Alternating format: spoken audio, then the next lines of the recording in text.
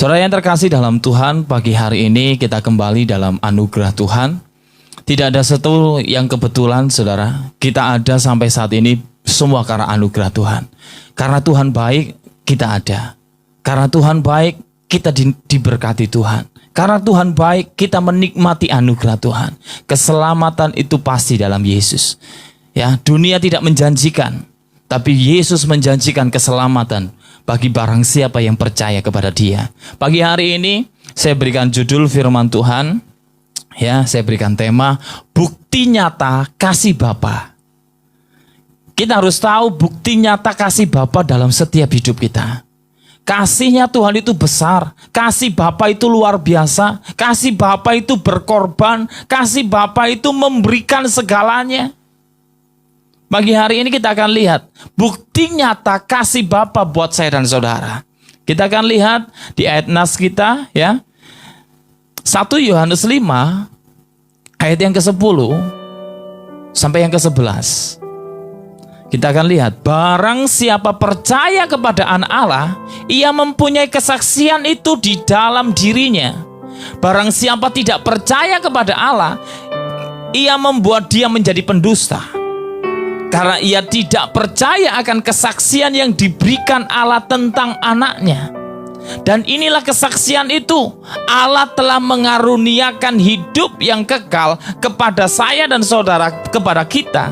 Dan hidup itu ada di dalam Anaknya. Siapa itu? Yesus Kristus Tuhan. Yesus Kristus Tuhan. Siapa Anaknya itu? Di dalam hidup yang kekal kepada kita, kepada saya, kepada saudara, mengaruniakan hidup. Karena Dia lahir untuk saya, Dia lahir untuk kita.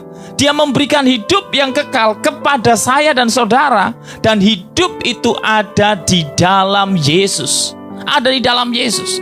Barang siapa percaya kepada Yesus, ia punya kesaksian di dalam dirinya. Kalau saya percaya kepada Yesus, saya bisa bersaksi bahwa Yesus satu-satunya Tuhan. Oh, saya bersaksi Yesus satu-satunya Tuhan yang mati, bangkit, dan naik ke sorga, menyediakan tempat buat saya.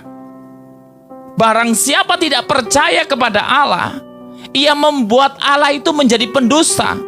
Karena Allah tidak mungkin berdosa. Kalau Tuhan mengatakan, Allah mengatakan, Dia mengaruniakan Anaknya, dan kita harus percaya kepada Bapa. Dia mengaruniakan Anaknya. Tapi orang-orang yang tidak percaya kepada Allah, ia menjadikan dia menjadi pendosa. Allah tidak mungkin berdosa, karena ia tidak percaya akan kesaksian yang diberikan Allah tentang Yesus. Allah sendiri yang bersaksi tentang Yesus. Dan inilah kesaksian itu. Apa kesaksian Allah? Allah telah mengaruniakan. Mengaruniakan itu diberi. Karunia itu tidak kita beli, saudara. Karunia itu tidak dibeli dengan amal sodakonda. Karunia itu tidak ditebus dengan amal, bukan. Karunia bukan dibeli dengan materi, bukan. Allah telah mengaruniakan, artinya diberi dengan cuma-cuma. Kita tidak bayar sepeser pun. Apa yang kau kerjakan sehingga engkau diberikan hidup yang kekal? Tidak ada. Gak ada, saudara. Apa yang kau lakukan sehingga engkau menerima hidup yang kekal? Gak ada. Gak ada yang kita lakukan. Semua karena kasih karunia. Inilah kasih. Inilah nyata bukti kasih Allah yang Tuhan nyatakan, yang Allah nyatakan lewat Yesus Kristus. Allah telah mengaruniakan hidup yang kekal kepada saya, kepada saudara. Dan hidup itu ada di dalam Yesus. Beri kemuliaan buat Yesus Kristus. Pagi hari ini kita masuk di bulan Desember, saudara, di tanggal 1. Kita akan merayakan Natal. Ya, kita percaya bahwa Natal adalah satu tragedi, satu peristiwa yang luar biasa. Ada yes tidak ini? Natal adalah satu momentum yang luar biasa, satu kejadian yang dahsyat. Bayangkan, seorang bayi lahir dari seorang perawan, yaitu Yesus Kristus Tuhan. Dan lambang pemerintahan ada di bahunya. Oh, dahsyat. Kelahiran Yesus itu dahsyat. Inilah kesaksian itu. Allah telah mengaruniakan hidup yang kekal kepada kita. Dan hidup itu ada di dalam anaknya. Siapa? Yesus. Berbahagialah orang yang percaya. Berbahagialah kita yang oleh iman kita percaya akan kasih karunia Allah. Inilah bukti kasih Bapa kepada setiap kita. Ya, banyak orang Kristen memaknai Natal dari sudut pandang yang berbeda-beda, saudara. Saat ini kita memasuki bulan Desember dan kita masuk di dalam bulan-bulan Natal, ya. Sebentar kita akan merayakan Natal di tanggal 25. 45 hari lagi, ya. Banyak orang memaknai Natal itu dari sudut pandang yang berbeda-beda. Ada yang menganggap bahwa Natal itu tidak lebih dari sekedar momentum untuk berkumpul dengan keluarga. Oh, ini waktunya Natal, waktunya kita pulang kampung, kumpul dengan keluarga, kerabat, atau teman-teman. Ya, juga sesuatu momentum, momen yang dimana tiap-tiap gereja menggelar pesta sambil menghias dengan berbagai ornamen pohon Natal, lilin, hiasan lampu, ya seperti yang di belakang saya ini ya. Natal bukan sekedar itu, saudara. Ini hanya simbol-simbol aja sebagai memaknai Natal, ya. Ini hanya sekedar simbol. Tapi Natal sebetulnya Natal adalah sejatinya Natal. Bapa telah memberikan anugerahnya buat saya. Inilah arti Natal. Natal bukan sekedar pohon Natal. Natal bukan sekedar pesta. Natal bukan sekedar kumpul-kumpul. Natal bukan sekedar kita memeriahkan Natal itu. Bukan. Itu hanya kita menghormati. Kita berbuat sesuatu. Apa yang kita lakukan ini hanya simbol aja. Tapi arti Natal sebenarnya, inti dari Natal adalah Bapa telah memberikan anugerahnya kepada saya dan saudara. Sebatas mana kita memaknai Natal? Oh, Natal hanya beli baju baru, beli sepatu baru. Ya kan? Apakah hanya itu? Enggak, saudara. Inti Natal bukan pada meriahnya, bukan pada pesta perayaannya, bukan itu inti Natal. Inti Natal adalah Bapa memberi anugerahnya buat saya dan saudara. Ya. Bang sabar, bagimu tidak ada yang mustahil karena otakmu hanya sekian. Ya, Allah tidak bisa disamakan dengan manusia. Allah itu dahsyat. Dia mau jadi manusia bisa, dia mau jadi kucing bisa, dia mau jadi apapun bisa, asal dia menghendaki. Nggak ada yang mustahil bagi Allah. Dia berkuasa. Bagi kita tidak mungkin. Allah mosok jadi kucing, tapi buat apa jadi kucing? Allah jadi hewan buat apa? Tidak ada guna. Tapi Allah mengambil rupa seorang hamba menjadi manusia untuk apa? Menebus hidup saya. Dia lahir untuk saya, dia mati untuk saya, dia naik ke sorga untuk saya, menyediakan tempat dan memberikan keselamatan buat saya dan saudara yang percaya di dalam dia. Inilah karya Natal, inilah anugerah Tuhan, inilah pemberian, inilah hadiah yang kita terima tanpa kita bayar sepeser pun. Saudara yang terkasih di dalam Tuhan, kenapa dunia masih mempersembahkan korban supaya mereka selamat? Mengapa dunia masih menyembelih hewan? Kenapa dunia masih mempersembahkan korban? Karena mereka belum diselamatkan. Tapi kita anak-anak Tuhan, kita tidak berkorban. Kita tidak buat apa-apa. Yesus sendiri, Allah sendiri yang turun. Dia mengambil rupa seorang hamba. Dia lahir lewat perawan Maria. Dan satu keajaiban luar biasa terjadi di Bethlehem. Lahir seorang raja. Lambang pemerintahan ada di bahunya. Yesus Kristus Tuhan. Bagi manusia tidak mungkin. Masa Tuhan kok menjadi manusia? Masa Tuhan kok lahir? Loh, bagi manusia itu otaknya terbatas, saudara. Tapi karya Tuhan tidak bisa terbatas. Tuhan bisa jadi apa saja.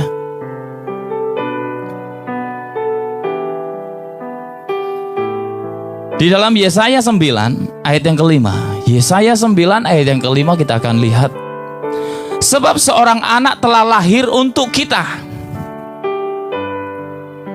seorang putra telah diberikan untuk kita, lambang pemerintahan ada di atas bahunya, dan namanya disebut orang, perhatikan ini, perhatikan ya, perhatikan ini, namanya disebut orang penasehat ajaib.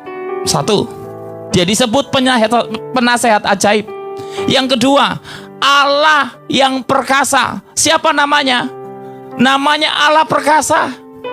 Siapa yang lahir? Allah yang lahir, tapi mengambil rupa seorang hamba. Yang ketiga, Bapa yang kekal. Yang keempat, Raja damai. Hei saudaraku, di agama sebelah, di saudara kita sebelah mengatakan nanti di akhir-akhir zaman akan ada ratu adil, ratu damai yang akan menghakimi seluruh dunia ini. Siapa dia? Ya ini Yesus Kristus Tuhan. Dia yang akan datang menghakimi semuanya. Dia yang akan datang sebagai hakim yang adil, mengadili setiap kita. Siapa yang datang itu? Yang dianggap oleh saudara kita sebelah, Yesus Kristus Tuhan. Ini loh namanya. Dan namanya disebut orang penasehat ajaib, Allah yang perkasa, Bapa yang kekal, Raja damai. Yang akan memperdamaikan dunia hanya Yesus Kristus Tuhan. Satu pribadi, bukan dua pribadi. Haleluya. Cukup kita berbahagia punya Yesus. Kita sungguh bersuka cita karena kita punya Yesus. Dia sumber damai sejahtera, dia penasehat ajaib, dia Allah yang perkasa, Bapa yang kekal, dia tidak binasa. Allah yang kita sembah itu hidup, saudara. Kelahiran Kristus merupakan bukti nyata kasih Bapa yang tidak menginginkan manusia mengalami kebinasaan. Kenapa kok Tuhan? Kenapa kok Allah? Seharusnya Allah kan mengampuni saja. Kalau Tuhan mau mengampuni umatnya, ampuni saja, kan dia berkuasa. Orang-orang sebelah ngomong gitu, saudara-saudara kita sebelah ngomong gitu.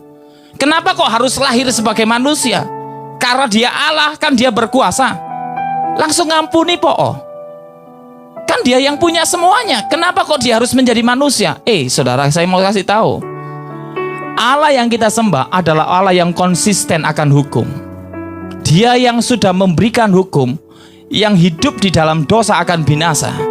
Dosa tidak bisa masuk di dalam kekekalan. Karena manusia ini berdosa, yang harusnya binasa, ya nanti akhir-akhirnya binasa, saudara. Dosa tidak bisa masuk ke sorga. Dosa ini harus dibayar, dosa ini harus ditebus dulu. Supaya bisa diselamatkan, ini harus dibayar. Tidak boleh ada yang hutang nggak bayar, saudara. Boleh enggak? Hutang itu dibawa mati loh. Betul enggak, saudara? Dosa itu bicara tentang hutang. Ada yang enggak bayar hutang bisa bebas?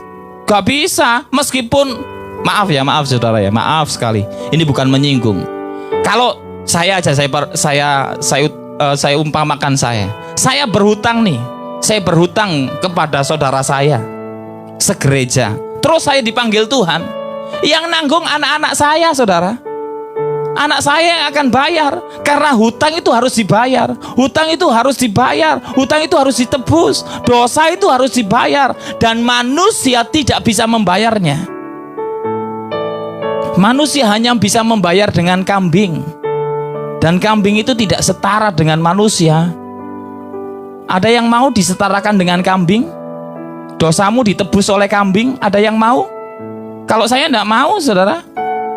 Kambing itu apa? Tidak setara dengan manusia. Kita ini berharga, kita ini manusia ciptaan yang sempurna. Tidak sama dengan kambing. Betul tidak? Kenapa kok Allah sampai turun ke dunia? Kenapa kok dia mengambil rupa seorang hamba? Karena dia lihat yang diselamatkan itu manusia. Dan yang cocok dan yang pas, yang bisa menyelamatkan hanya Allah sendiri. Karena di sorga yang kudus itu Tuhan. Untuk menebus dosa, saudara, untuk menebus dosa, itu tidak boleh ada yang cacat. Contohnya aja ya saudara kita sebelah. Kalau mereka mengorbankan kambing domba, tidak mungkin kambing dombanya ini cacat. Harus kambing dombanya itu betul-betul sehat, harus betul-betul sempurna, ya. Harus diseleksi dulu, nggak boleh hasil kambing domba cacat, nggak boleh.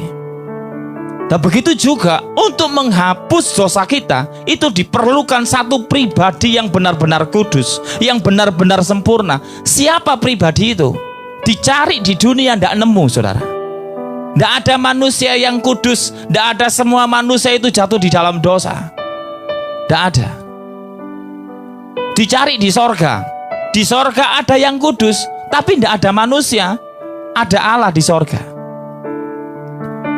Harus manusia yang menjadi penebusnya ini. Kenapa kok Allah menjadi manusia? Karena yang ditebus manusia. Sehingga dia Allah sendiri memerintahkan anaknya. Satu pribadi yang luar biasa, Yesus Kristus Tuhan. Seorang anak telah lahir untuk kita, seorang putra telah diberikan untuk kita. Lambang pemerintahan ada di atas bahunya. Namanya disebut orang penasehat ajaib, Allah perkasa, Bapa yang kekal, Raja damai. Kenapa kok dia turun ke dunia? Karena dia menebus saya dan saudara. Dosa itu sangat mahal, harus dibayar. Dan yang sanggup bayar hanya Allah sendiri, Yesus Kristus Tuhan. Yohanes 3 ayat yang ke-16. Yang menjadi besar Bapa, ya, memberikan putranya. Karya Tuhan, karya Bapa yang besar memberikan putranya, yaitu Yesus Kristus. Ini adalah kasih agape yang Allah kerjakan. Ekspresi kasih agape adalah korban. Kasih Allah adalah korban. Kita akan lihat Yohanes 3 ayat yang ke-16. Yohanes 3 ayat yang ke-16 dikatakan, karena begitu besar kasih Allah akan dunia ini, sehingga ia telah mengaruniakan anaknya yang tunggal, supaya setiap orang, perhatikan, setiap orang, saya orang, saudara orang, tapi apakah semua orang? Kita akan lihat. Supaya setiap orang yang percaya kepadanya. Kepada siapa? Kepada Yesus. Hanya orang-orang yang percaya kepada Yesus tidak akan binasa. Perhatikan ini, janji ini hanya ada di dalam Yesus. Karena begitu besar kasih Allah akan dunia ini, sehingga ia telah mengaruniakan anaknya yang tunggal, supaya setiap orang, saya dan saudara yang percaya kepadanya tidak binasa, melainkan beroleh hidup yang kekal. Haleluya. Dunia tidak menjanjikan ini. Dunia hanya menjanjikan moga-moga. Oh, kamu berdoa, kamu beribadah, moga-moga nanti selamat. Oh, kamu amal sodako, memberi yang terbaik, melakukan kasih, melakukan yang baik, supaya kamu moga-moga nanti dapat sorga. Masih moga-moga. Tapi hidup di dalam Kristus, di dalam Yohanes 3 ayat yang ke-16, ada janji, ada kasih Bapa yang dahsyat, yang luar biasa. Begitu besar kasih Allah ini, sehingga ia mengaruniakan anaknya sendiri yang tunggal itu, supaya setiap orang, saya dan saudara yang percaya kepadanya tidak binasa. Kita memperoleh kehidupan yang kekal. Haleluya, haleluya. Ada kehidupan yang kekal. Saudara yang terkasih dalam Tuhan, iman hanya di dalam iman kekristenan yang mengerti tentang kebangkitan. Kalau iman-iman yang lain tidak mengerti tentang kebangkitan, saya dan saudara ini pasti nanti akan mati. Tapi kita tidak akan mati selamanya. Ada waktu kita akan dibangkitkan oleh Tuhan. Ada kebangkitan di dalam Yesus. Kita tidak akan mati selamanya. Dan orang yang tidak mati, yang masih hidup pada waktu Tuhan Yesus datang nanti, ada pengangkatan, rapture, hari pengangkatan. Yang mati akan dibangkitkan, dan kita akan diangkat ke sorga bersama-sama dengan Dia. Janji Bapa itu luar biasa. Kasih akan kehilangan makna atau esensinya bila tidak disertai pengorbanan. kasih Bapa yang besar, kasih Bapa yang luar biasa akan kehilangan esensinya atau maknanya saat kasih itu tidak disertai pengorbanan. Perhatikan ini. Kamu mengatakan kepada istrimu, oh aku mengasihimu, aku mencintaimu istriku, tapi engkau tidak berkorban buat istrimu. Apa kau cinta? Enggak. Betul enggak? Kita ngomong, oh aku mengasihi engkau Yesus dengan segenap hatimu, dengan segenap hatiku. Aku mengasihi engkau Yesus dengan segenap kekuatanku. Tapi kita tidak lakukan apa-apa. Itu omong kosong namanya, saudara. Kasih akan kehilangan makna esensinya bila tidak disertai dengan pengorbanan. Allah sendiri berkorban, mengaruniakan anaknya yang tunggal, supaya setiap orang yang percaya kepadanya tidak binasa, tapi beroleh kehidupan yang kekal. Inilah kasih Bapa. Demikianlah kasih hanyalah menjadi cara hidup kita anak-anak Tuhan, supaya kita melihat kasih Bapa itu. Inilah caranya, hiduplah di dalam kasih, supaya kasih itu yang membawa kita kepada kemuliaan demi kemuliaan. Karena Allah yang kita sembah adalah kasih, kita pun harus saling mengasihi satu dengan yang lain. Kasihilah Tuhan Allahmu dengan segenap hatimu, dengan segenap akal budimu, dengan segenap jiwamu. Kasihilah sesamamu manusia seperti dirimu sendiri. Hiduplah di dalam kasih, dan kasih ini harus menjadi cara hidup kita anak-anak Tuhan. Harus menjadi cara hidup kita. Cara hidupmu benci dengan orang, gak bisa. Cara hidupmu engkau mangkel dengan orang lain, gak bisa. Kalau engkau mau menikmati kasih Bapa, engkau harus saling mengampuni satu dengan yang lain. Hidup di dalam kasih ini harus. Ini satu keharusan buat kita. Aku mengasihi engkau, Tuhan katakan. Engkau pun harus mengasihi karena aku terlebih dahulu mengasihi engkau. Efesus 5 ayat yang ke-1 sampai yang ke-2. Jadilah penurut-penurut Allah seperti anak-anak kekasih dan hiduplah di dalam kasih, sebagaimana Kristus Yesus juga telah mengasihi kamu dan telah menyerahkan dirinya untuk kita sebagai penebusan dan korban yang harum bagi Allah. Hiduplah di dalam kasih, sebagaimana Kristus juga telah mengasihi kamu. Kita mau hidup di dalam kasih pagi hari ini, saudara. Ada yang lagi mangkel dengan saudaranya, ada yang lagi jengkel dengan temannya, ada yang lagi musuhan, ada yang lagi berantem dengan suami.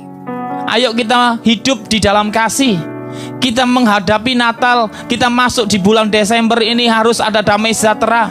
Natal itu bukan sekedar pohon Natal. Natal bukan sekedar meriah musiknya, bukan meriah ornamennya, bukan. Tapi Natal adalah kasih anugerah. Kau hidup di dalam kasih.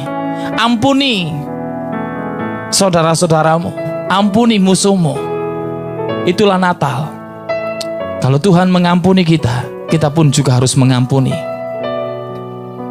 Kristus juga telah mengasihi kamu dan telah menyerahkan dirinya untuk kita sebagai persembahan dan korban yang harum.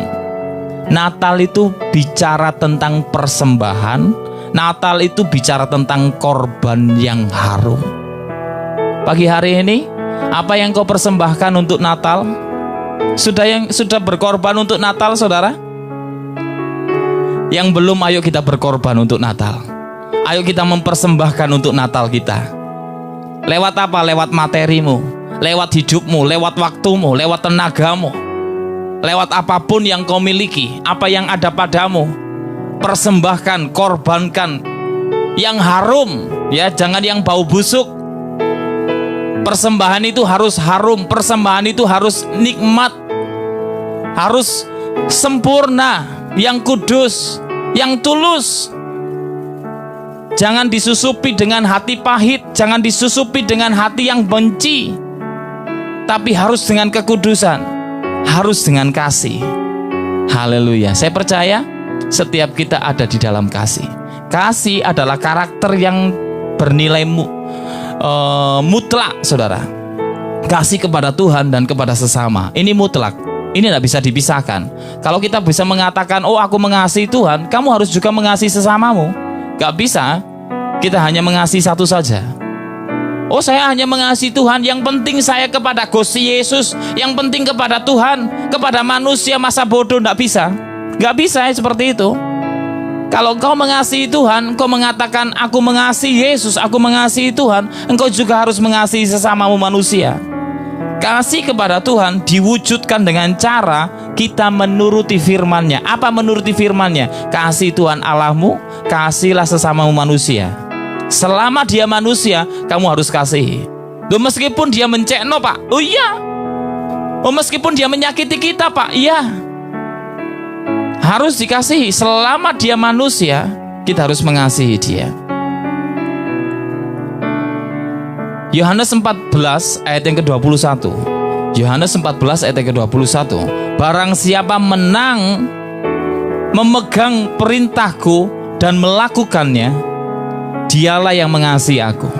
Barang siapa mengasihi aku, ia akan dikasihi oleh Bapakku, dan aku pun akan mengasihi dia dan akan menyatakan diriku kepadanya.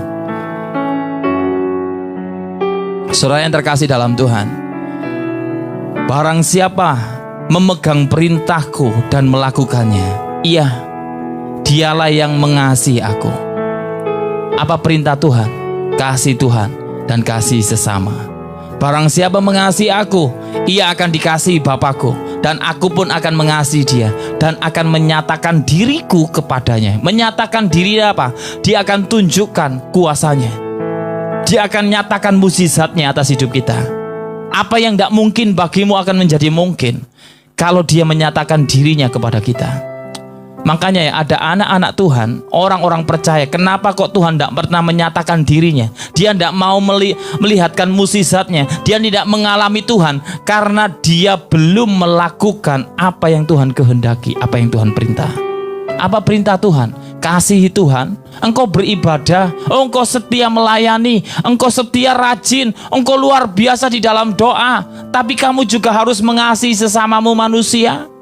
Gak boleh kita musuhi orang, gak boleh kita katuk-kutuki orang, gak boleh kita caci maki orang. Kalau kita mengasihi Tuhan, kita melayani, kita hidup di dalam ibadah, kamu juga harus menghormati orang lain. Kalau engkau mau dihormati, hormati orang lain. Haleluya. Kita akan lihat ya. Ini cukup panjang, Saudara. Yohanes 15 ayat yang ke-9 sampai yang ke-17. Saya akan baca pelan-pelan, Saudara. Ini mengasihi sesama. Ya, ini tentang mengasihi sesama. Gak ada ajaran seperti Yesus. Betul, gak ada ajaran seperti Yesus. Kasih musuhmu, ya bila kau ditampar pipi kiri, berikan pipi kanan. Itu waduh itu ajaran yang gak masuk akal bagi manusia. Tapi itu yang Tuhan mau untuk kita lakukan. Kalau kita dikhianati, ya jangan balas kejahatan. Kalau engkau dijahati, jangan balas dengan kejahatan. Balas dengan kasih, kata Tuhan. Orang Kristen, apapun caci maki, hujatan, kutuk yang mereka lempar kepada kita, kita lempar berkat. Mereka kutuk, kita lempar berkat. Mereka caci maki, kita berkati. Mereka menghujat, kita berkati mereka. Ya, inilah orang percaya. Yohanes 15 ayat yang ke-9 sampai yang ke-17. Itulah sebabnya saya ikut Tuhan Yesus sudah 2 tahun ini, Pak. Oh, luar biasa. Kalina, terus ikut Tuhan. Karena hidupmu berharga di mata Tuhan. Singapura setuju dengan ajaran Tuhan Yesus. Luar biasa, Kak Yuni Slim.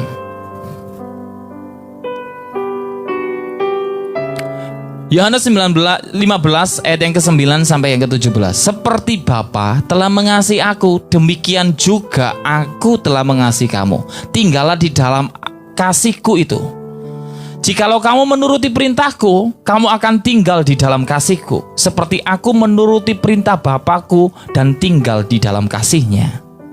Semuanya itu Kukatakan kepadamu supaya sukacitaku di dalam kamu dan sukacitamu itu menjadi penuh.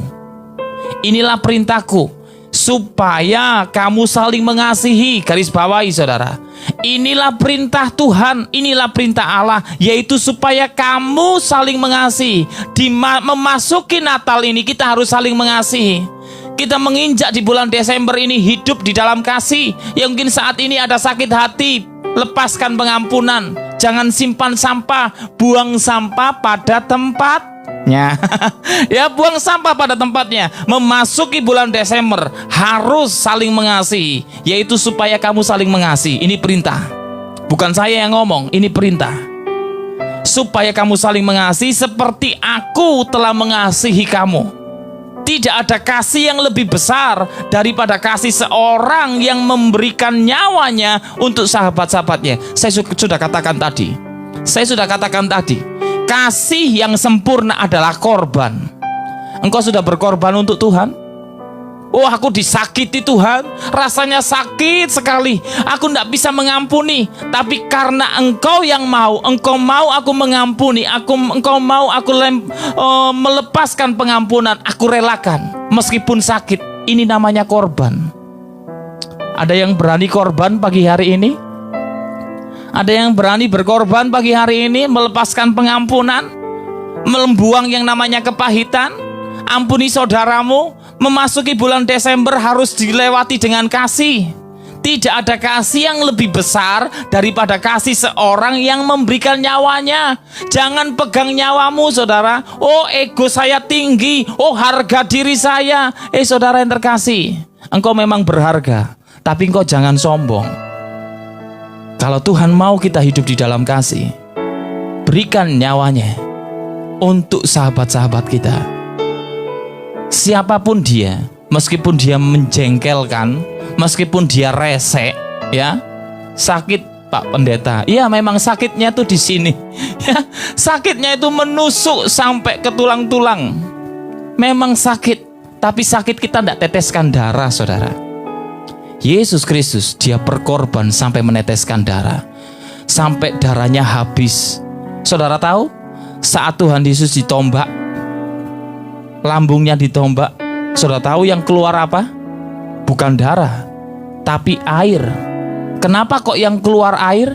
Karena darahnya sudah habis, saudara. Darahnya sudah dicurahkan habis untuk menebus saya dan saudara. Bayangkan, saat dia ditombak lambungnya, itu yang keluar bukan darah, air yang muncrat, cerwos. Air yang keluar. Karena apa? Darahnya sudah habis. Kalau engkau hanya berkorban lewat hati, kamu berkorban materi, berkorban tenaga, tidak ada apa-apanya di mata Tuhan, saudara. Itu tidak setara dengan apa yang Tuhan sudah buat kita. Tuhan Yesus berkorban segalanya. Dia sampai mencurahkan darahnya untuk saya dan saudara. Dia rela lahir sebagai manusia, meninggalkan kealahannya, ya.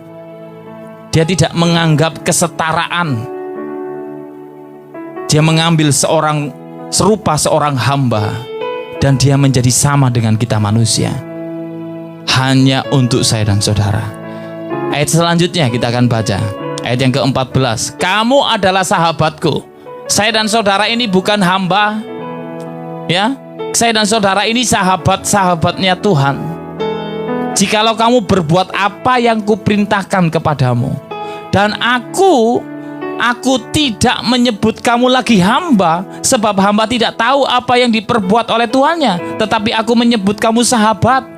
Kalian sahabat-sahabatnya Tuhan, saya ini sahabatnya Tuhan, karena kita telah memberitahukan kepada kamu segala sesuatu yang telah kudengar dari Bapakku. Bukan kamu yang memilih aku, tetapi akulah yang memilih kamu. Dan aku telah menetapkan kamu supaya kamu pergi menghasilkan buah, dan buahmu tetap, supaya apa yang kamu minta kepada Bapa dalam namaku diberikannya kepadamu.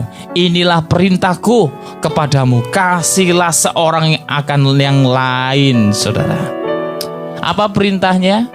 Kasihlah seorang akan yang lain. Ini perintah. Mengasihi sesama dapat dilakukan dengan cara melakukan yang baik kepada orang sekitar kita. Siapapun dia. Mau itu orang itu jengkelin, mau orang itu resek, mau orang itu menyakiti kita. Seringkali dia itu melengos ya, dia itu marah dengan kita. Siapapun dia, kasih sesama dapat dilakukan dengan cara melakukan yang baik kepada orang sekitar kita. Segereja harus ada yang namanya kasih. Sesama anggota di gereja tidak boleh ada yang namanya permusuhan. Harus saling mengasihi satu dengan yang lain. Ada gesekan, harus ada kasih. Ada gesekan, harus ada kasih. Ya, termasuk kepada semua musuh-musuh kita sekalipun. Ya, kasih itu sesama dan kepada musuh kita sekalipun. Sebagaimana kita ingat ya, orang lain perbuat kepada kita, ya kalau kita mau dihormati, kita juga harus menghormati orang. Kalau kamu tidak mau dicurangi orang, jangan mencurangi orang. Karena ada firman mengatakan di dalam Matius 7 ayat yang ke-12, segala sesuatu yang kamu kehendaki supaya orang lain perbuat kepadamu, perbuatlah juga demikian kepada mereka. Itulah isi seluruh hukum Taurat dan kitab para nabi. Kalau kamu mau dihormati orang, hormati orang. Meskipun orang yang jengkelin, hormati orang. Kamu pasti dihormati. Kalau kamu mau dibaikin orang, kamu harus baik kepada orang. Meskipun orangnya jahat, Pak, ya baik kepada orang. Jangan membalas kejahatan dengan kejahatan. Natal bukan bukan atribut-atributnya. Bukan sekedar pohon-pohon Natalnya ini, bukan. Natal adalah kasih karunia. Hidup di dalam kasih itu Natal. Natal mengingatkan kita betapa besar kasih dan anugerah Bapa buat saya dan saudara.